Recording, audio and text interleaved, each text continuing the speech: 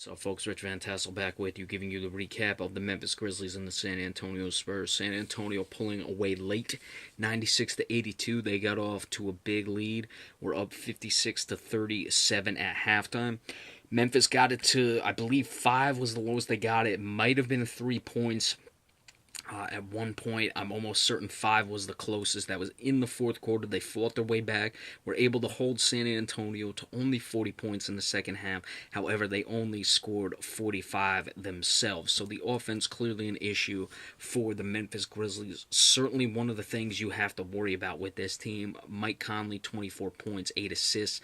Marc Gasol, 12 points, 6 rebounds. They need more from Gasol, 4 to 15 shooting. Vince Carter did contribute 12 points.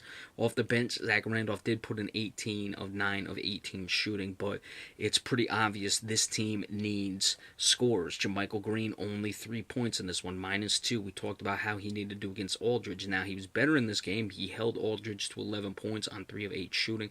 Kawhi Leonard, again, a sensational game, 37 points, 9 of 14, which is very good, but he got to the line 19 times. Really the story of this game, 31 of 32 for the Spurs, 13 of 15 for the Memphis Grizzlies. So that's a big issue there. The bench, very similar both ways.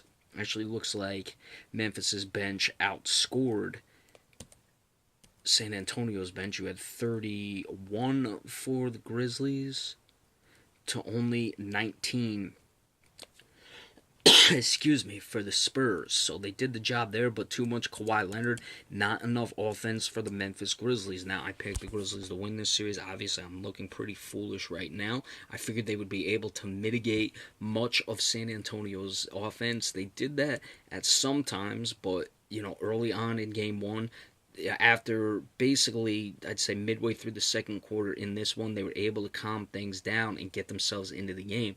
If they can put a consistent defensive effort together, they can be in these games, but they really have to because their offense is just lacking. This is a team that desperately needs a score.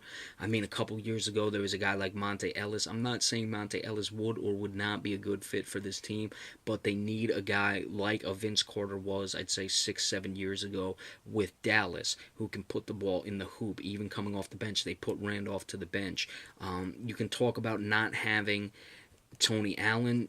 I don't think the defense is necessarily the problem. At times, yes, it is, but that's more of just not figuring things out in time.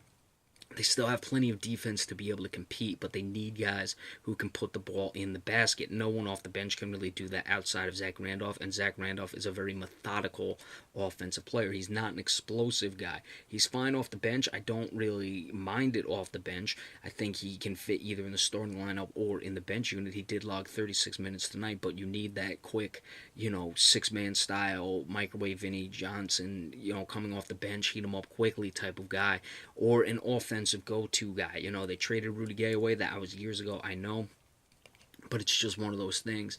And it's why Memphis will never make it to a finals. They may get out of a first round at some points, but until they really address that offense, they're not going to be able to move forward. So in this series, let's see what they can do with their defense. If they can put a consistent defensive effort out, I expect their offense to wake up a little bit come game 2 being at home.